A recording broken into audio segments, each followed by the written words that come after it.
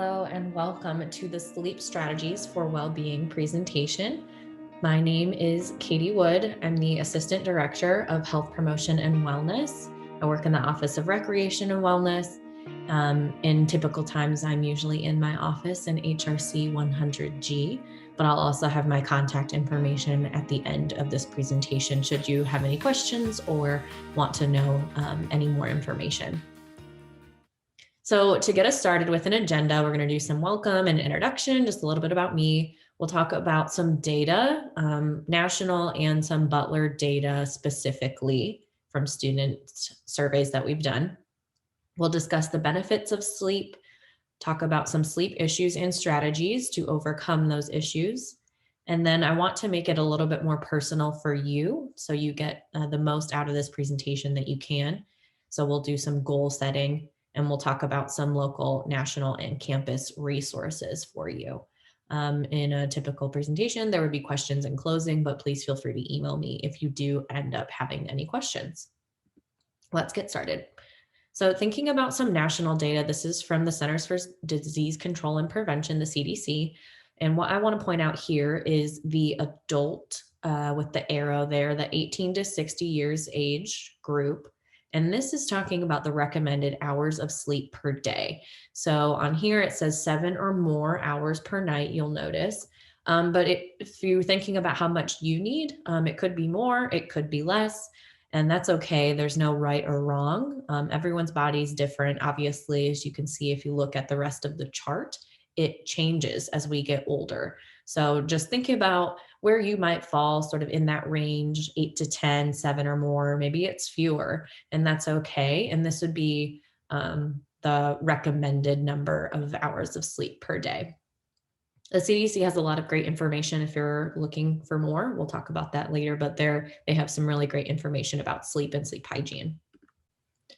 So thinking about yourself, bringing this back to you, reflect just for a moment on how much sleep in hours that you need to feel rested. When we think of the college population, a lot of times in society and in our culture, it's a little bit of a badge of honor. If you think about, I had, 5 hours of sleep last night and someone says, oh, I only got 4. Those are some of the conversations that we know and hear on a college campus. But think about how much you need to feel rested. Have you ever woken up feeling rested? What contributes to that? Think about how many hours you need. For example, I probably could get by and have a decently okay day on 5 hours, but I probably am more in that like 9 to 10 range. I need a lot of sleep. I like a lot of sleep. My body likes a lot of sleep. So think about that as we move through the rest of this presentation.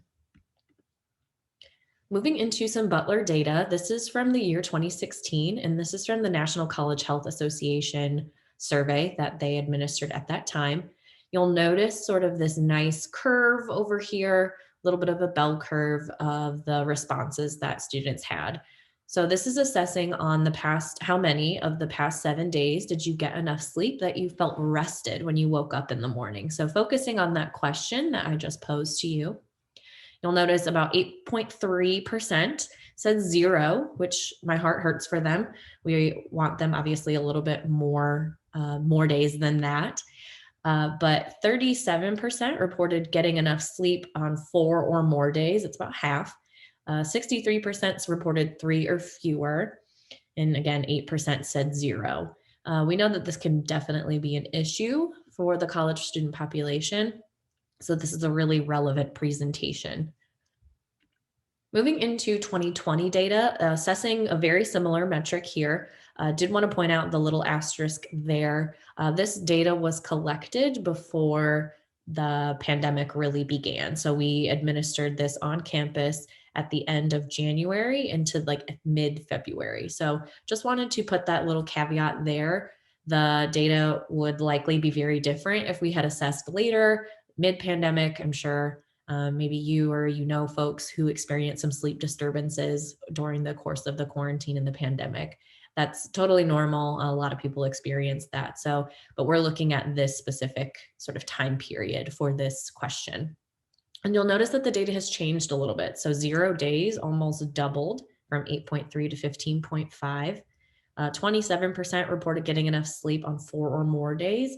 And on the previous iteration in 2016, that was 37% compared to 27%. So I do not show this to create a picture of doom and gloom, there's no hope, sleep is just getting worse for our students. It's definitely to get us to think about and demonstrate that this is a real issue that's happening. And there might not be a lot of resources or information. Folks might not know where to go or what to do or how to deal with these disturbances. Also, to call out that there are people who are getting enough sleep so that they feel rested. There are people who are able to prioritize that, they put that into their schedule. So I don't want to perpetuate this culture that everybody's so tired all the time, that there are things that we can do. There are different resources and strategies that we can do. So that's sort of the premise of this presentation. So what do we need sleep for? We know that we need it. It's a part of life. It helps us function. But what really does sleep do for our well-being? So quality sleep, we know, helps us regulate our emotions.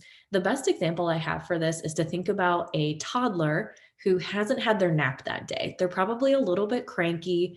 Maybe we notice this in ourselves as well. It helps us to regulate our emotions, makes us a little bit more patient, a little bit more kind and understanding versus if we hadn't had that good rest. Sleep also helps us form memories.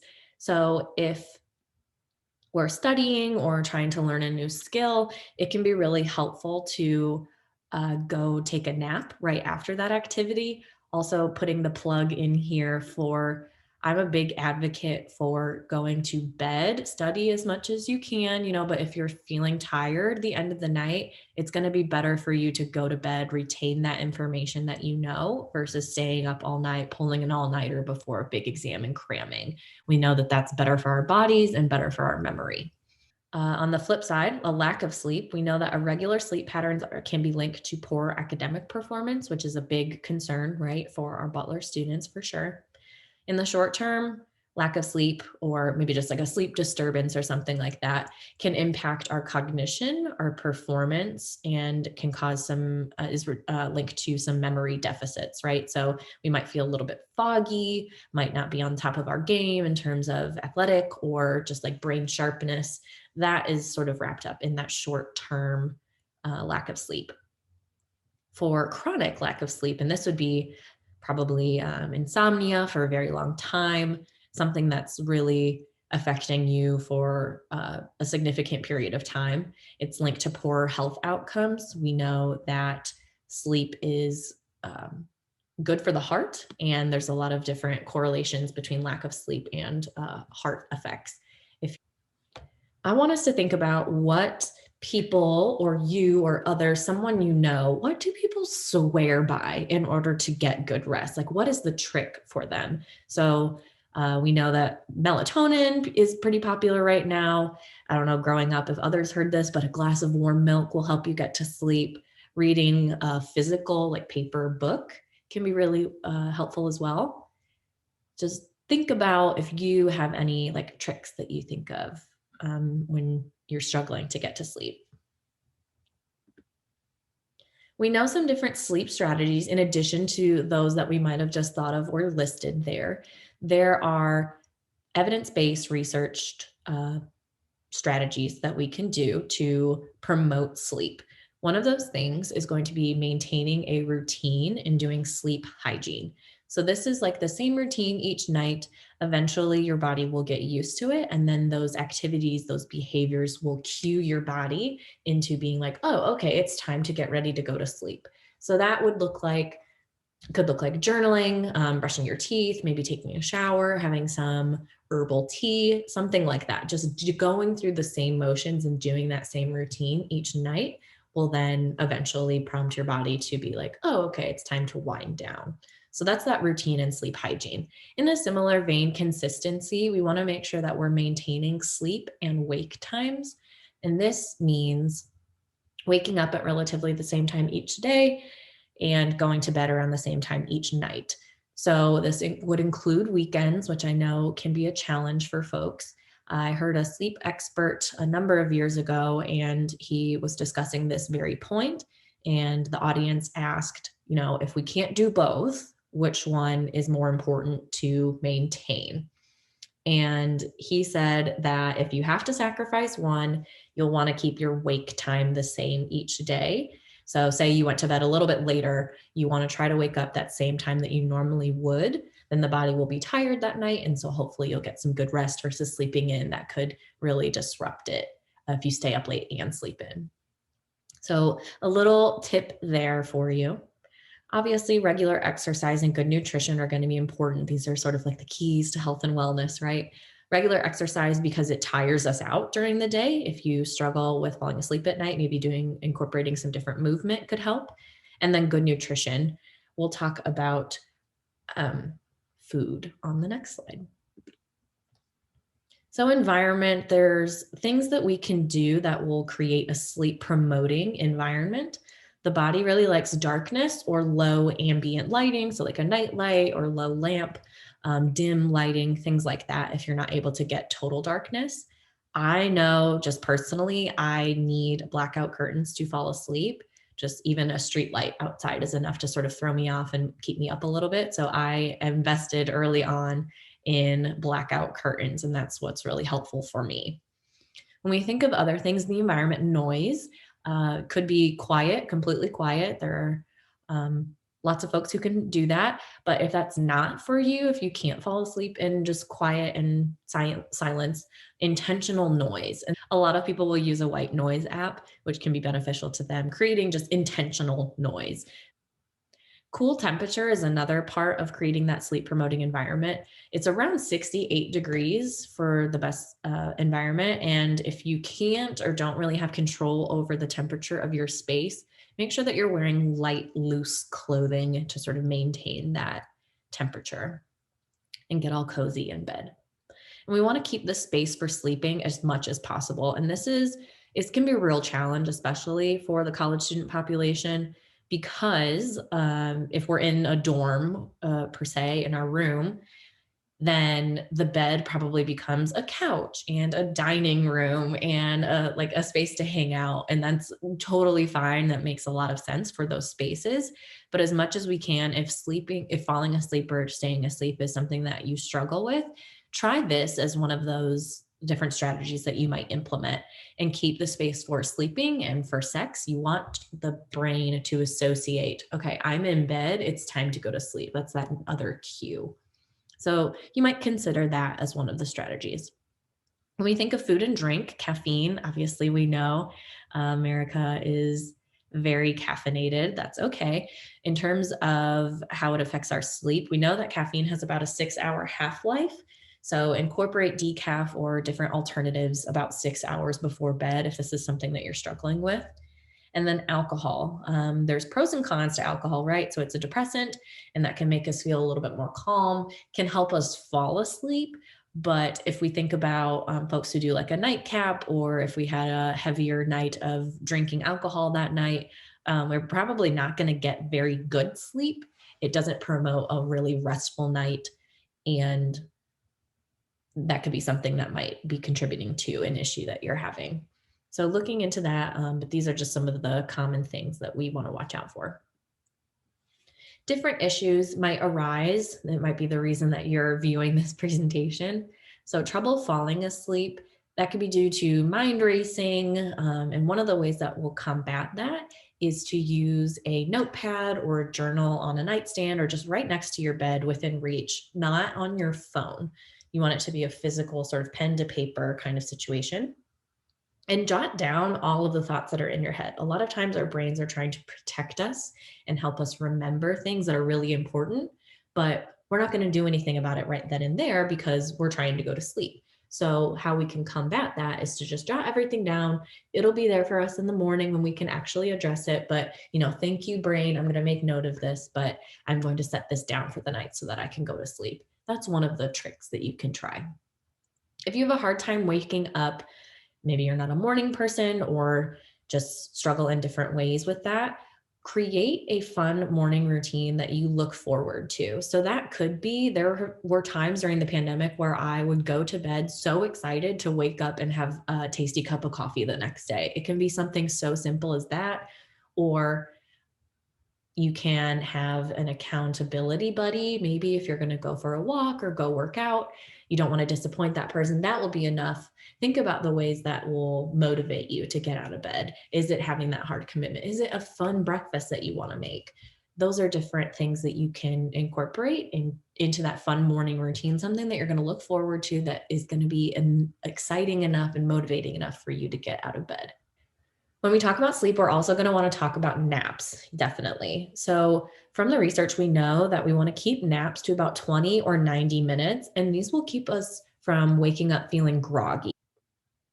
The way that we fall into different levels of sleep is best situated for a nap at 20 or 90 minutes, the way that we'll wake up. We're in those lighter periods of sleep during these times. And so waking up will be a little bit easier. We won't wake up, wondering what year it is. Another strategy that you can try is a caffeine nap. And this would be what this looks like is ingesting like a shot of espresso or something that's very, very concentrated. It wouldn't be like sipping on a cup of coffee or tea all day. Something very concentrated. And so you drink that and then you lay down for like a 20-minute nap, set an alarm. And then by the time that you wake up, the caffeine will be sort of processed in your body and you'll get the effects of both the nap and the caffeine. So that's something that you might try. If you do try it, let me know. I'm eager to hear more about it. Also wanted to mention again, that naps can help us when we're studying. So if we're learning a new skill, going over a chapter, reviewing our notes or something like that, taking a nap after that can help us consolidate those memories and commit them to our long-term memory if we're studying or just trying to learn something new.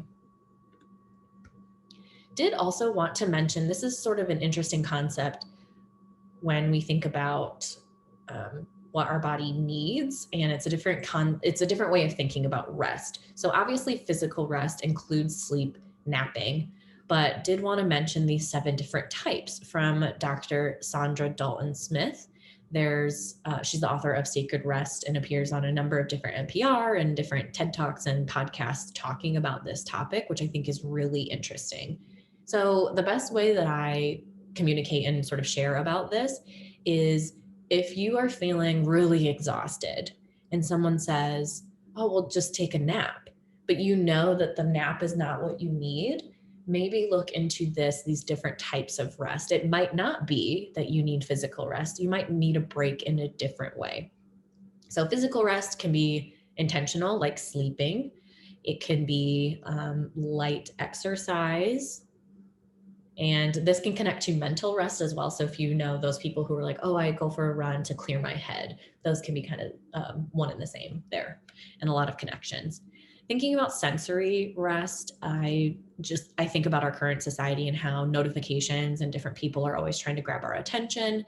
So can we take a break from that? Can we get out in nature? Can we sit in a room and have just a quiet moment? How often are you actually sitting in quiet without a podcast going or Netflix or both at the same time, or people talking to you, singing, different things like that? How often do you get, stillness if your body needs that?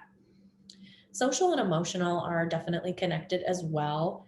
Want to think about the people that you feel like you can be around, but you don't have to be on for them, or wearing a mask or performing, or feel like you always have to be on your best game, be your best self. The people that you can really relax around and like fill your cup in that way. You feel a lot better after interacting with them. This could be different depending on extroversion versus introversion. If you need rest, maybe you just interacted with a lot of different people and you're feeling drained. Social could look like taking a step back. But if you get energized by that, it might be connecting with somebody in a safe way and gaining energy through that. Spiritual and creative, definitely some interesting ways to think about rest. So spiritual is feeling connected to something bigger. I'm needed, I feel respected, I feel loved, and engaging in different activities that help you feel that connection.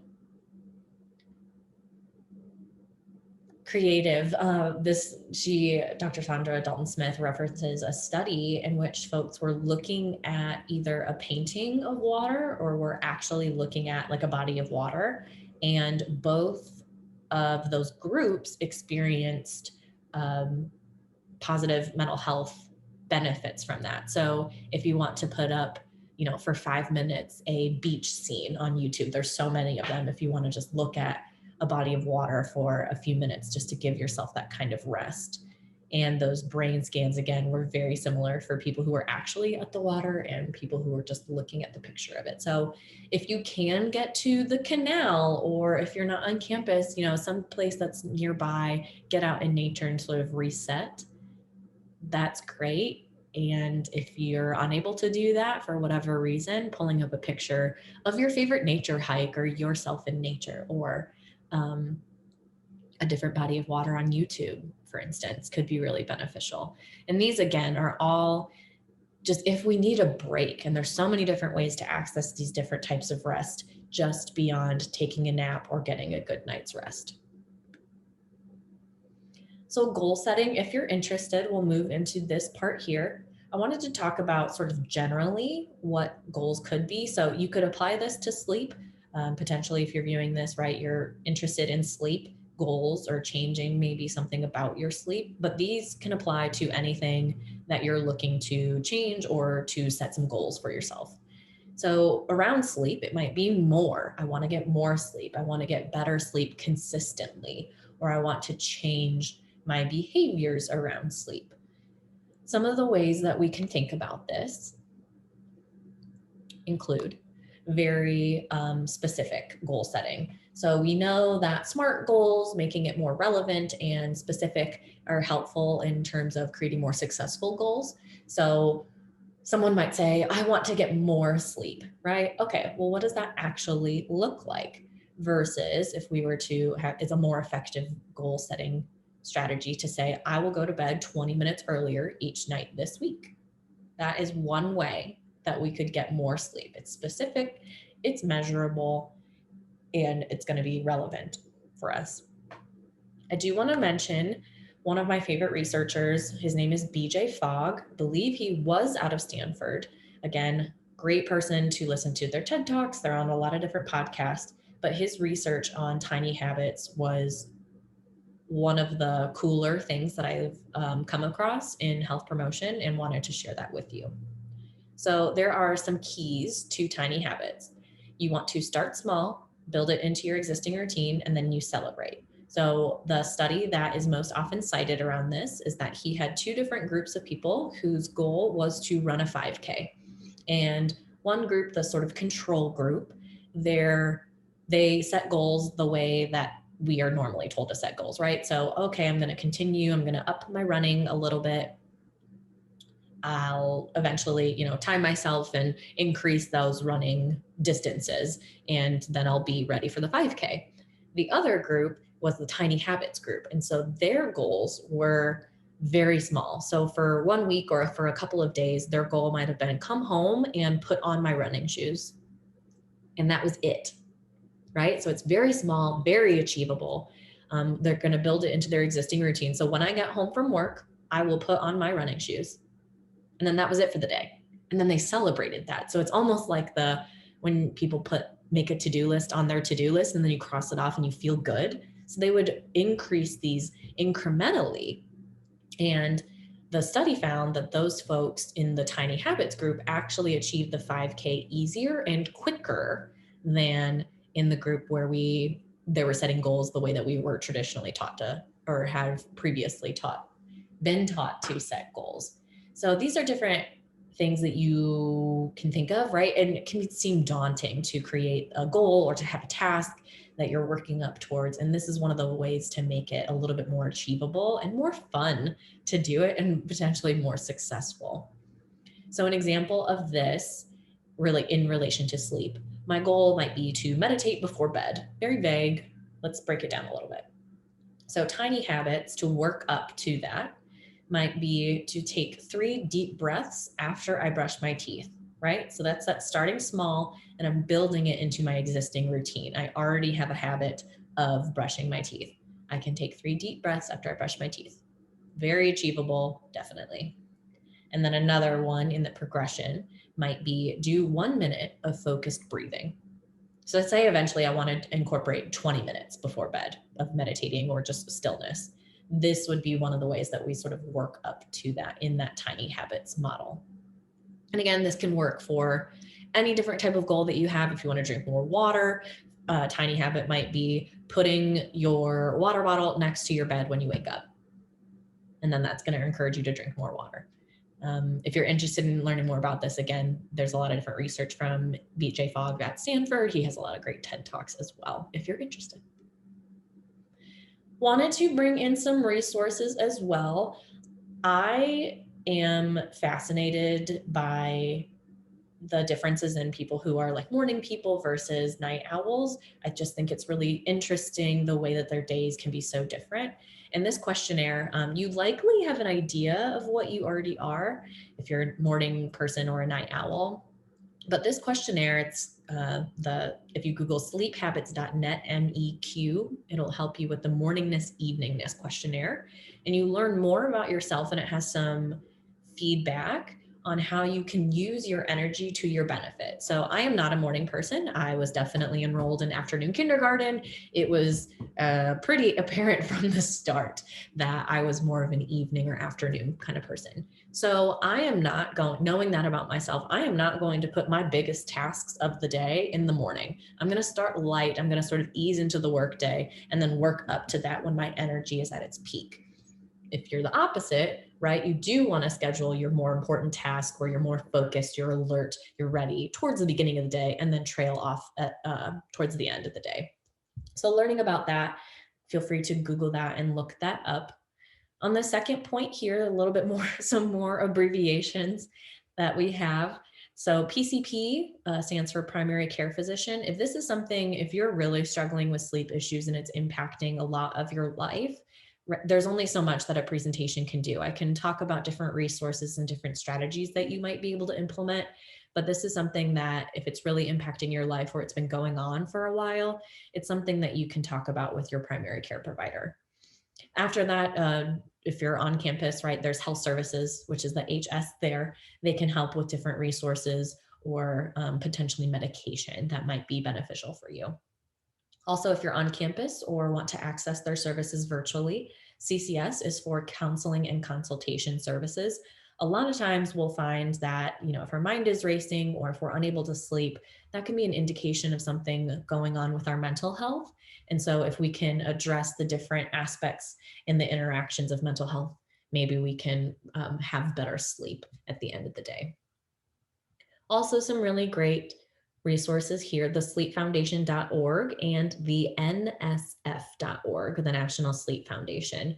They have really great resources. Obviously, their whole focus is sleep. So they have a lot of different things if you're interested in learning more from those organizations.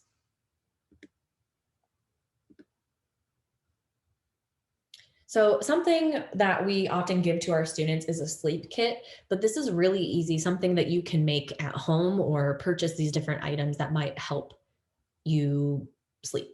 So lavender is good for sleep promotion. So what we do is create a lavender room spray with essential oils. And so this is, mostly water and then a couple drops of lavender essential oil. You can spray it in the room, you can spray it on your pillow, and it will help create that sleep promoting environment. A journal and pen, just as we had mentioned, if you're struggling with racing thoughts at night, keep that close. You can jot down those thoughts. Sleepy time tea, things with chamomile, lavender. There's a lot of different options at the grocery store that you can find if that's something that interests you. That might be one of the ways that you can help yourself. And then earplugs. I know there's a lot of different living situations in college and beyond. So if you have roommates or noisy neighbors or anything like that, earplugs can be a way to sort of mitigate that noise again.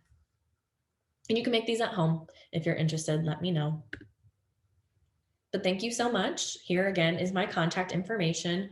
Please feel free to email me with any questions that you might have. And if you're interested, you can follow Be Well on Instagram and Twitter. We promote a lot of different well-being strategies and tips, sleep included, and a lot of other topics. So be sure to follow us. And thank you so much for joining me today.